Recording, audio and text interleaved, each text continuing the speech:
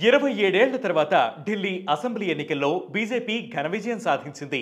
అయితే ఎన్నికల ఫలితాలు వచ్చి 10 రోజులు గడుస్తున్నా కొత్త ప్రభుత్వ ఏర్పాటు మాత్రం కొలిక్కి రావడం లేదు. కౌన్ బనేగా ఢిల్లీ సీఎం అనే దానిపై ఇంకా సస్పెన్స్ కొనసాగుతూనే ఉంది.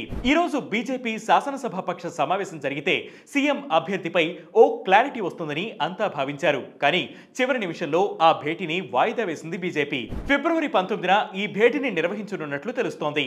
బీజేపీ వర్గాలు చెబుతున్న సమాచారం ప్రకారం ఫిబ్రవరి 19న బీజేపీ జాతీయ అధ్యక్షుడు జేపీ నడ్డా అధ్యక్షతన బీజేఎల్పీ సమావేశం జరగనుంది. అదే రోజు సీఎంతో పాటు కేబినెట్ కూర్పు పైన ఓ ప్రకటన చేసే అవకాశాలు ఉన్నాయి. ఆ తర్వాత కొత్తగా ఎన్నికైన బీజేపీ ఎమ్మెల్యేలు లెఫ్టినెంట్ గవర్నర్ దగ్గరకు వెళ్తారు. బీజేఎల్పీ నేత కేబినెట్ పేర్లున్న వివరాలు అందజేసి ప్రభుత్వ ఏర్పాటునకు ఆహ్వానించాలని ఎల్పీని కోరనున్నారు. ఫిబ్రవరి 20న రామ్లీలా మైదాన్లో ప్రమాణ స్వీకార కార్యక్రమం జరగనుంది. మోదీ, అమిత్ షా సహా బీజేపీ అగ్రనేతల సమక్షంలో సీఎం మంత్రివర్గం ప్రమాణం చేయనుంది. ఈ మేరకు కార్యక్రమ కోఆర్డినేటర్లుగా వినోద్ తావడే, తరుణ్ చుగ్లను బీజేపీ హైకమాండ్ నియమించింది. సీఎం ఎంపికలో ఆచితూచి వ్యవహరించాలని బీజేపీ భావిస్తోంది. అయితే సీఎం రేసులో పర్వేష్ వర్మ పేరు బాగా వినిపిస్తోంది. న్యూఢిల్లీలో అరవింద్ కేజ్రీవాల్ పై విజయం సాధించి ఆమ్ ఆద్మీ పార్టీని చావుదెబ్బ కొట్టిన పర్వేష్ వర్మకే ఢిల్లీ సీఎం పగ్గాలు అప్పగించాలని బీజేపీ హైకమాండ్ ఆలోచిస్తున్నట్లు తెలుస్తోంది. ఢిల్లీ మాజీ ముఖ్యమంత్రి మరియు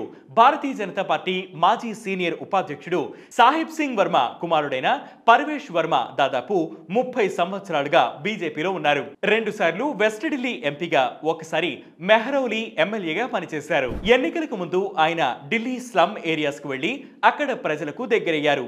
ఆ ప్రాంతాల్లో ఇప్పటికీ ఉచిత నీరు, విద్యుత్ అందుబాటులో లేవని చెప్పి ప్రజలను తమ వైపుకు తిప్పుకున్నారు. ఎన్నికల ప్రచారంలో తన మద్దతుదారులు కూడా ఢిల్లీ కా సీఎం కైసాహో, పర్వేష్ వర్మ జైసాహో అంటే మన ముఖ్యమంత్రి పర్వేష్ వర్మలా ఉండాలి అని నినాదాలు చేశారు. అయితే ప్రచారంలో భాగంగా పర్వేష్ వర్మ 1100 ఇచ్చి మహిళల ఓట్లు కొనుగోలు చేస్తున్నారని ఆప్ ఆరోపించింది. కానీ తన తండ్రి స్వచ్ఛంద సంస్థ ద్వారా మహిళలకు సహాయం చేస్తున్నారని ఆయన ఆరోపణలకు ప్రతిస్పందించారు. యమునా నదీ తీరాన్ని పునరుద్ధరించడం, 50,000 ప్రభుత్వ ఉద్యోగాలు, కాలుష్యరహిత ఢిల్లీ, మురికివాడల్లో నివసించే ప్రజలకు ఇళ్లివ్వడం వంటి హామీలు ఇచ్చి మాజీ సీఎం అరవింద్ కేజ్రీవాల్ ను ఓడించి ఆయన విజయం సాధించారు. ఇది ఆయన్ను ఢిల్లీ సీఎం రేసులో నిలిచేలా చేసింది. ఇక ఆయనతో పాటు రేఖా గుప్తా, విజయేంద్ర గుప్తా, సతీష్ ఉపాధ్యాయ, వీరేంద్ర సచ్దేవా, బన్సూరి స్వరాజ్, హరీష్ ఖురానా, ఆశిష్ సూద్, పవన్ శర్మ, అజయ్ మహావార్ వంటి నేతల పేర్లు కూడా బీజేపీ హైకమాండ్ పరిశీలిస్తోంది.